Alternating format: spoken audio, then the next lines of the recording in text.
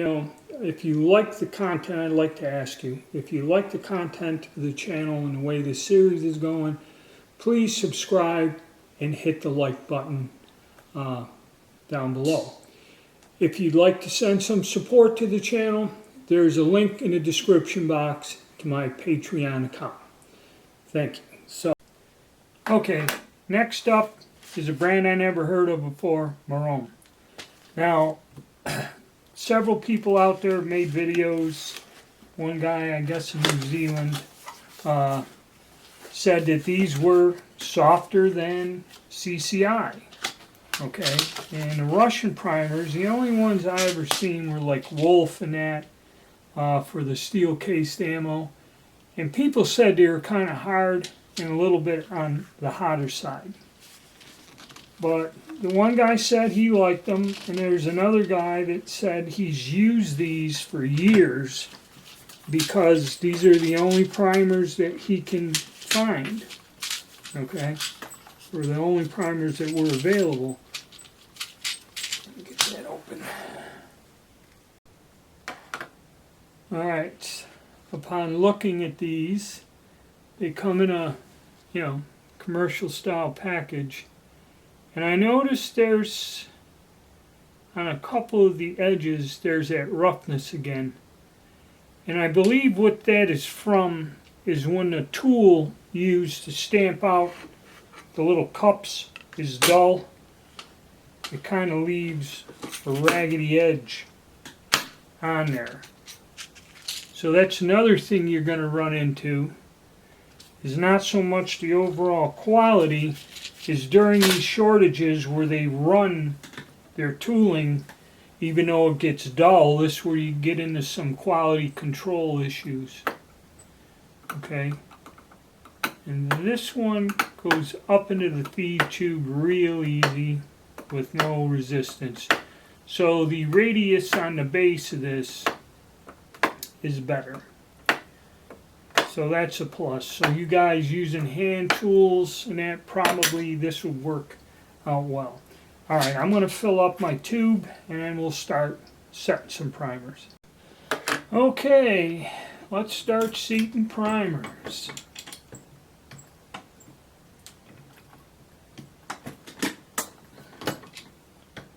Alright, it was a military one, but I think I'm noticing these are going to require a little more pressure than the other ones.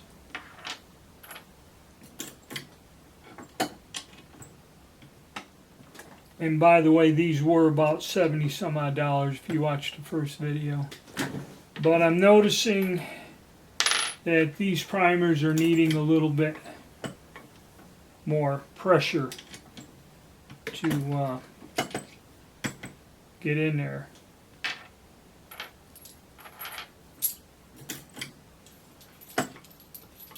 So you fellas with the light hand tools, yeah, it's noticeably more.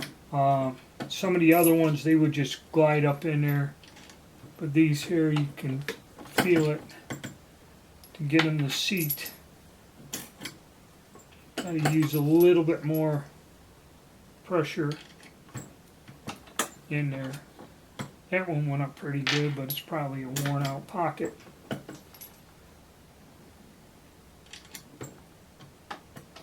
Yeah.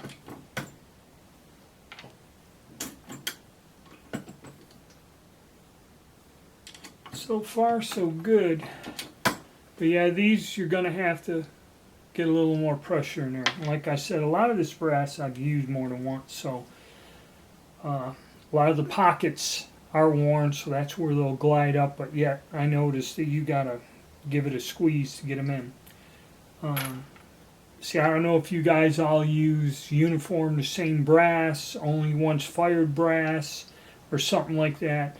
Then you'll probably, if you do separate your brass, keep it all one brand or something, then that's where you fellas would run in. Because I noticed certain brands are a little bit tougher than others, and that could be a problem. But we'll see. We'll see how it does out on the range. Next up, Murom primers. These are out of Russia. heard a lot of good things about them. And actually, availability-wise, while this is going to be kind of critical, I want to do some reloading with small rifle primers. And actually, right now, the only thing reasonable I can find is Murom small rifle primer. So let's see how they do small pistol in our guns. Again, Taurus G3C. Performance has been a lot better since we changed the springs out. So no light strikes with this other than with the Argentine primers. So let's see how the Russian ones do.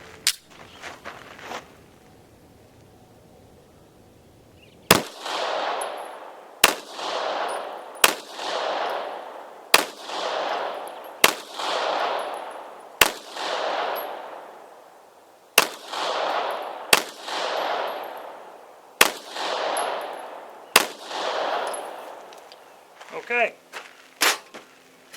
now our all-metal hammer-fired gun. This is an old Springfield Armory P9L SP pistol. We're going to see how this one does. Basically a CZ75 clone.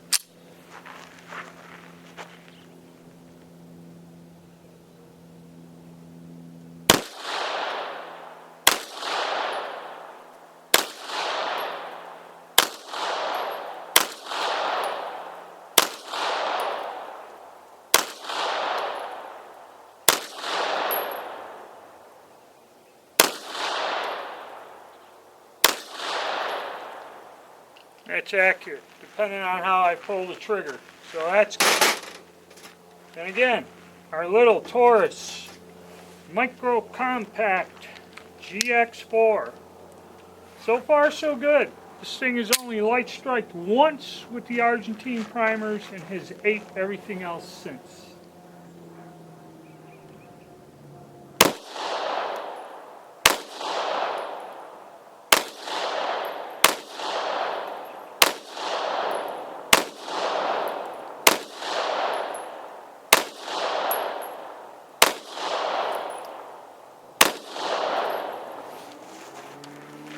Alright,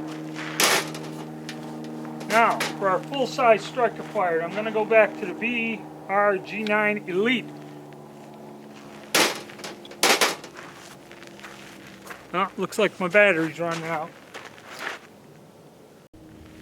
Alright, sorry about that, battery went out. So our little Taurus Micro Compact did well. Next up is going to be the BRG9 Elite. Now, for our full-size structure fire pistol. This gun had a light strike in our testing on one of the primers, and also this gun had a little bit of difficulty feeding some factory ammo. Or was it a reload? I think I might have used this when I reloaded the Argentine primers and tested them. So let's see, I'm going to do some further testing because a couple of these other guns function fine. This one here, I don't know. And this was a bargain. It's a bargain price gun.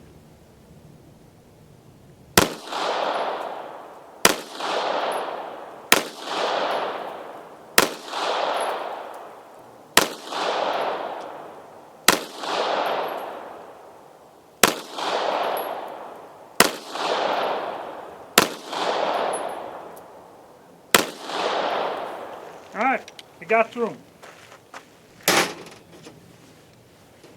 Now, our Stoker. Actually, for a mid-sized pistol, concealed carry, this Stoker pretty tough to beat. So far in all the test firings, not a single malfunction.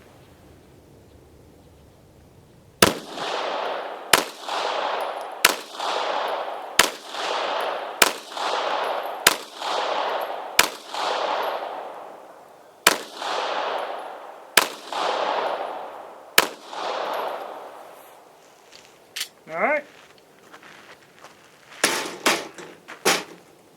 Not a single light strike. So most of these went through at least 50 rounds. You might say it's unfair testing. let's go look at the target. I will do a conclusion in a separate video about each brand of primers, and then a overall look at all the primers and how they stack up against each other.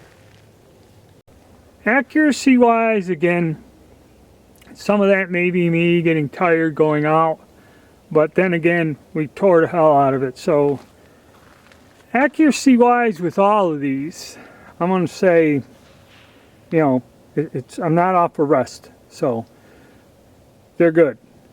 Okay, the only one that I've really seen a problem with accuracy, I'll review that, is them Z whatever primers.